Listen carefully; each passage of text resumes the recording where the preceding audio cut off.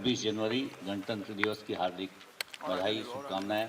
हम लोग भारत के लोग, गणतंत्र में विश्वास करने वाले लोग, जो दुनिया में आज़ादी के आंदोलन के एक बड़े प्रणेता बने, उन्होंने दुनिया में आज़ादी के साथ साथ गणतंत्र की भी बात की।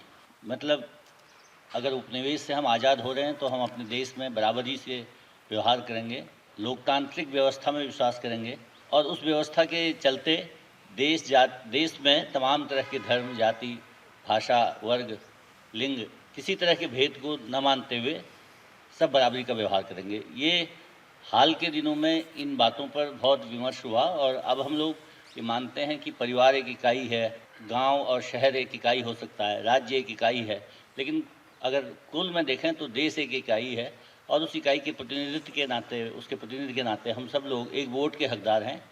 और उस एकता के साथ साथ हम अगर परिवार में भी देखते हैं कि अगर आपकी आस्था, आपके विश्वास अलग अलग तरह के उम्मीदवारों पर होते हैं तो आप पिता, बेटा, पत्नी, बेटी, परिवार के सदस्य अलग अलग तरह से अपने को अभिव्यक्त कर पाते हैं। ये आज़ादी का, लोकतांत्रिकरण का एक बड़ा नमूना है भारत में।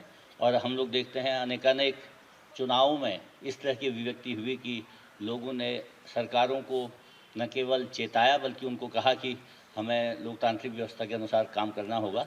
और ये बहुत बात है भारत की तरफ से कि उसकी आज़ादी के बाद दुनिया भर में इतने लोकतंत्र बने और आज दुनिया राजतंत्र से मुक्त है। बहुत बड़ा हिस्सा उसका अधिनायकवाद से मुक्त है, बहुत बड़ा हिस्सा उसका जो परंपरागत शासन व्यवस्था थी उससे निकल करके लोकतंत्र में आया। तो ये लोकतंत्र हमको केवल दूसरों को भाषण या परिभाषा देने के लिए नहीं होना चाहिए। मेरा मानना है अगर हम विश्वविद्यालय में हैं तो यहाँ पर हम लोकतांत्रिकरण करें, यहाँ हम अपने साथियों को बराबर का हक दें, बराबर के हिस्से में बैठाएं, उनसे बातचीत करें, उनके साथ उतने ही लोकतांत्रिक हों जितना हम चाहते हैं हमारे साथ लोकतांत्रिक होना चाहिए।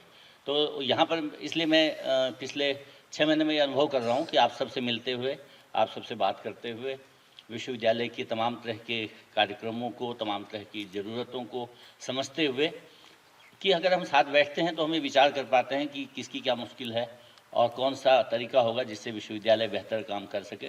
तो ये लोकतांत्रिक विचार मेरा भी है कि हम सबको मिल कर के ही कोई निर्णय लेने चाहिए। आज दुनिया में ये भी एक बड़ा परिवर्तनकारी दृश्य है कि हम हमारे विश्वविद्यालयों में स्त्रियों या महिलाओं की जो उपस्थिति वो बढ़ी है, चाहे सेवाओं में, चाहे पढ़ने में, परिणामों में। अभी हमारे माननीय कुलाधिपति जी ने हमारे दीक्षांत संबोधन में भी ये ध्यान दिलाया था कि किस तरह से अनेक उपाधियों में उच्चतम श्रेणी प्राप्त करने वाली महिलाएं हैं, लड़कियां हैं, जो आज से 75 वर्ष पूर्व, 77 वर्ष पूर्व, आज से 100 वर्ष पूर्व दुनिया भर में कल्पना थी। दुनिया के बड़े बड़े जो लोकतांत्रिक देश आज हैं वहाँ भी स्त्रियों की उपस्थिति उस तरह से नहीं थी। तो आज दुनिया भर में 50% का जो नारा है वो बोला ही नहीं जा रहा, लागू हो रहा है। इसी तरह से तमाम वर्गों, जातियों, धर्मों के लोग भारत को एक बनाकर उसकी प्रगति में काम कर रहे हैं। तो ये हमारे लिए बड़ा लक्ष्य भी है और दुनिया के सामने एक संदेश भी है कि किस तरह से अनेकता में हम एकता की अभिव्यक्ति करते हैं और अपने देश को आगे बढ़ाने में सब मिलकर काम कर रहे हैं। इसी तरह से वंदे मातरम